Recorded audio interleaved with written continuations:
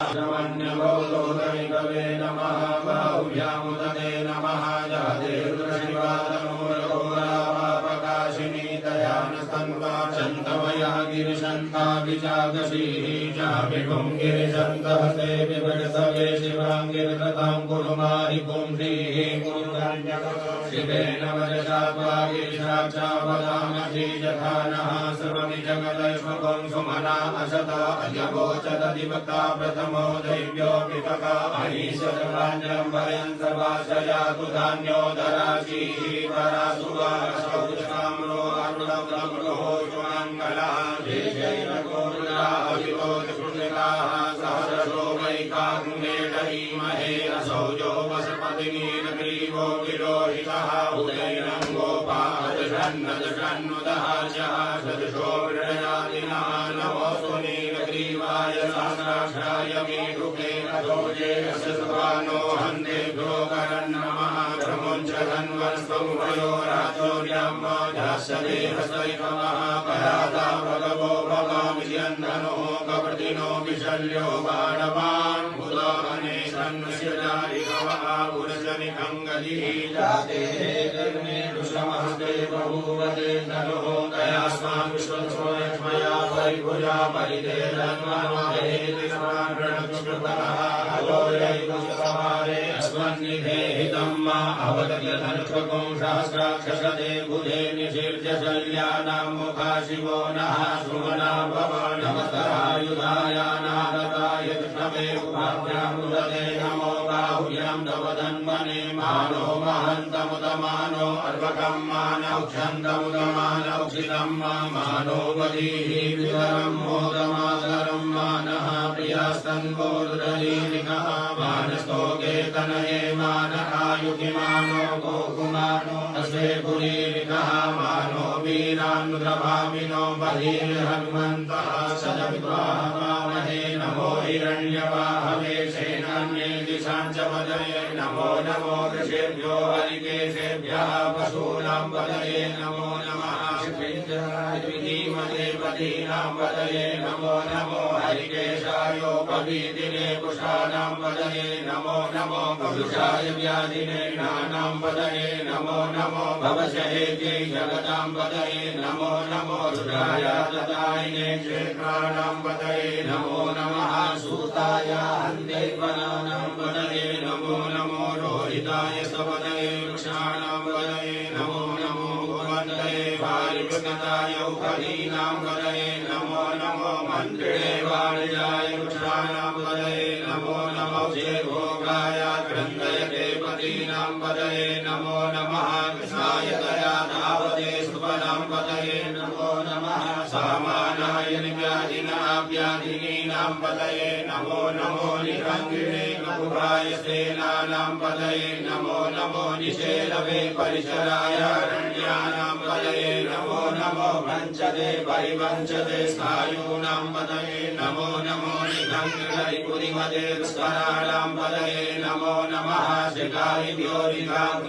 मुषतां पदये नमो नमो शिवभ्यो नकञ्चभ्यो गिरिन्द्राणां पदये नमः नमो श्रीगिणे गिरिचराय कुरुञ्चानां पदये नमो नमः गुरुभ्यो धन्वानि विशवो नमो नमः तन्वानेभ्यः प्रतिदधाने विशवो नमो नमः यशभ्यो सदशवो नमो नमो विसृभ्यो विदिशवो नमो नमः स्वभ्यो यावद्विशवो नमो नमः शयानेभ्यः चीनेर्विशवो नमो नमः शिशभ्यो तावद्विशवो नमो नमः शभाभ्यः शभापतिविशवो नमो नमो शेभ्यो स्वपतिविशवो नमो नमः व्याधिनीभ्यो विद्यन्ते विशवो नमो नमः गणाश्रितगुणये विशवो नमो नमो गणेभ्यो गणपतिविशवो नमो नमो भ्रातेभ्यो भ्रातपतिविशवो नमो नमो दशेभ्यो दशपतिविशवो नमो नमो विरूपेभ्यो विश्वरूपे विशवो नमो नमः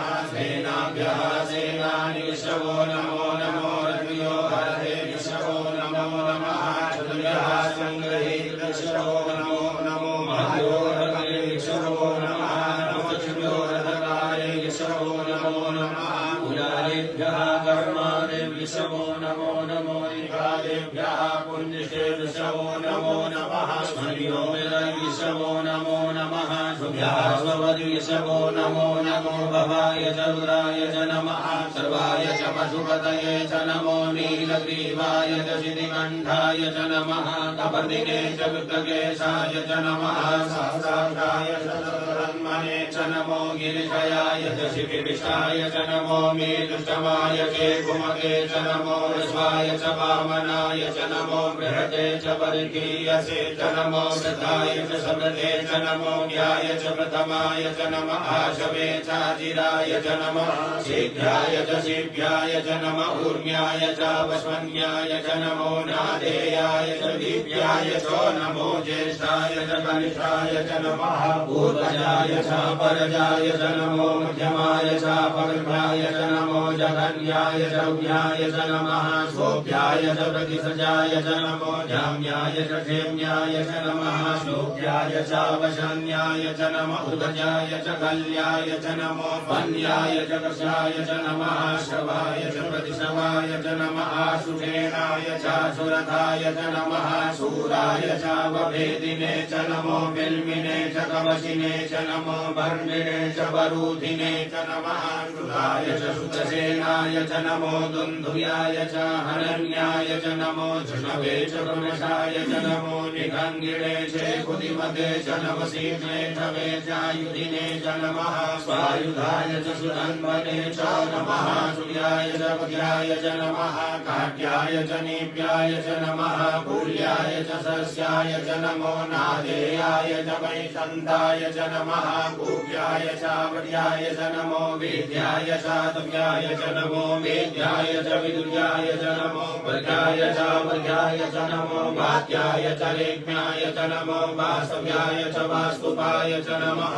सोमाय च रुद्राय च नमः साम्राय च अरुणाय च नमः शङ्कवे च पशुपतये च नमः उग्राय च भीमाय च नमो रेवदाय च दूरेवदाय च नमो मन्त्रे च हनीयसे च नमो वृक्षेभ्यो हरिकेशेभ्यो नमस्काराय नमः शम्भवाय च मयो भवाय च नमः शङ्कराय च मयस्कराय च नमः शिवाय च शिवतराय च नमः वार्याय च वार्याय च नमः प्रतरणाय चोत्तरणाय च नमः तीर्थ्याय च कुल्याय च नमः शिव्याय च भेन्याय च नमः शिव्याय च प्रभाज्याय च नमः विपुंशिलाय च शयनाय च नमः कपर्दिने च पुलस्तये च नमः हिरण्याय च प्रवर्याय च नमो वृजाय च गोचाय च नमः सल्प्याय च गेशाय च नमो जगज्याय च निवेप्याय च नमः काट्याय च कपरेष्ठाय च नमः शुभ्याय च हर्याय च नमः